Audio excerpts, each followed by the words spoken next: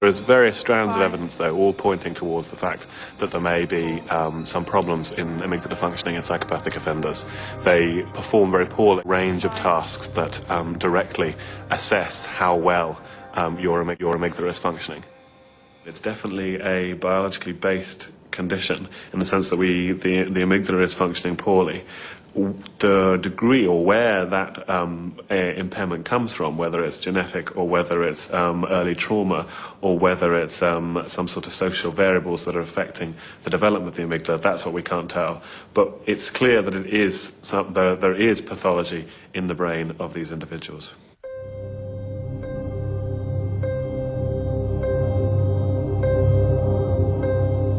Bob Hare is not convinced that it's that simple.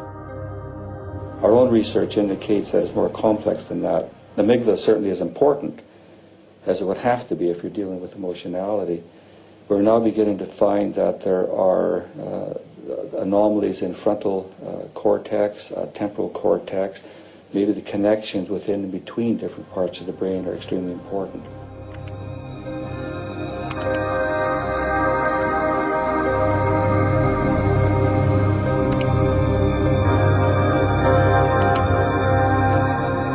There are those who believe the answer to psychopathy is in the brain, but not necessarily with the amygdala. At the University of Southern California, Adrian Rain is comparing how the prefrontal cortex functions in the brains of psychopaths with those of non-psychopath student volunteers. The prefrontal cortex is involved in regulating and controlling behavior. It's the part of the brain that says to us, hey, let's stop and think about this before we actually go through with things. If you like, it's the emergency brake. It's a restraining mechanism that psychopaths seem to be lacking.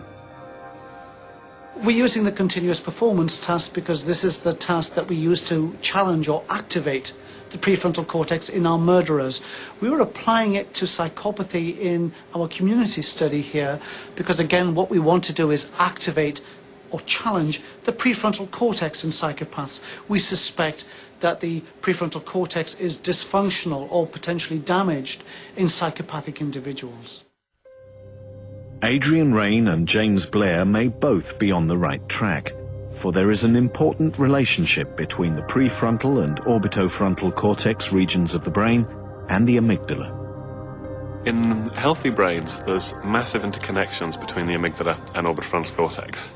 And one interesting possibility is what might be occurring is that because the amygdala is not working properly, it's beginning over time to have long-term consequences for how orbitofrontal cortex functions.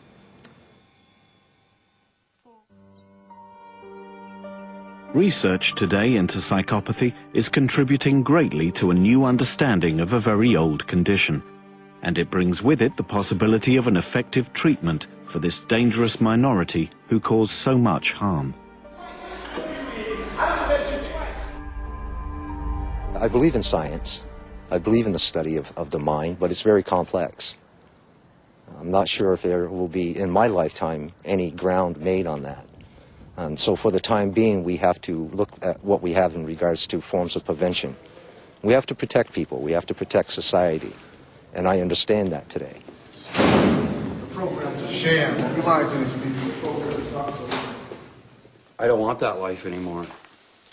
Current therapy programs for psychopaths in prison are not proving very successful.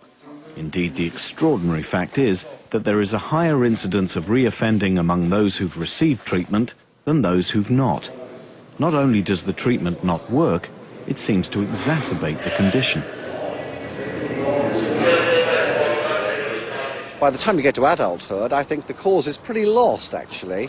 If you think about trying to shape or reshape your own behaviours perhaps that you might find to be, or other people might find to be irritating or unacceptable, and you make a conscious effort to. You even get therapy for these behaviours, actually trying to change even the most trivial behaviour that you're well used to, where the pattern's very well established, is extremely difficult. If you're talking about a preset mental condition that's been operating since birth or before birth, how on earth are you going to be able to attempt to change that?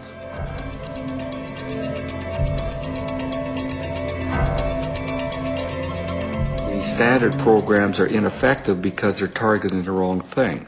They're trying to target increase in one's capacity for feeling empathy towards somebody else, or they try to develop a flabby conscience into one that's fairly strong. Well, this is a waste of time with the psychopath. Since we seem to be picking up this indications of poor amygdala functioning, what we can hypothesize is that any sort of pharmacological agent that may help boost the functioning of the amygdala may help these individuals and make them safer to be around. The fact that attentions are turning to new methods of treatment when the cause of psychopathy is yet to be firmly pinpointed suggests that its discovery may not be far away. When it happens, the question is whether we will be prepared to administer a treatment as radical as that which Adrian Raine predicts. We're not too far away in the future where what we'll be able to do is replace dysfunctional brain mechanisms with microchips. This sounds like science fiction, and clearly it's not here yet. But within the next 10 years, we will have the first microchip brain implant. And it raises an important moral and ethical question in society.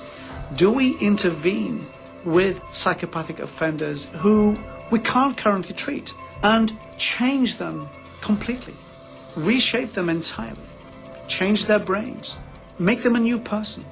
Is it really right of society to go into the holy of holies, go into a person's brain, their essence, and change the neural wiring and structure of their brain?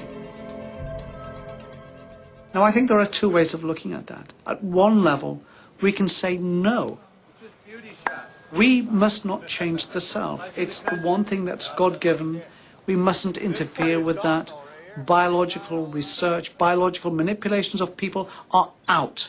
We must not do that. We mustn't change the nature and essence of what is God-given.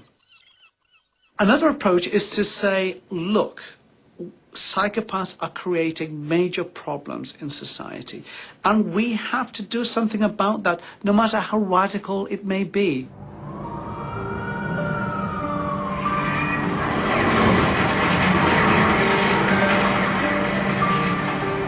We have to do something about reducing the rate of crime, violence, and murder in society. Psychopaths exponentially are responsible for the horrific things that happen to people, innocent people, in society. Systematically, treatment approaches have simply failed to alter psychopathic behavior, and we can't wait much longer. It's certainly true that until a concerted effort is made to eradicate psychopathy, one of the most dangerous forces of our times will continue to plague society. The solution must lie in effective treatment. If surgical intervention in the brain proves to be the best option, it will surely polarize public opinion. But it's a decision we cannot put off. The cost of evasion is far too high.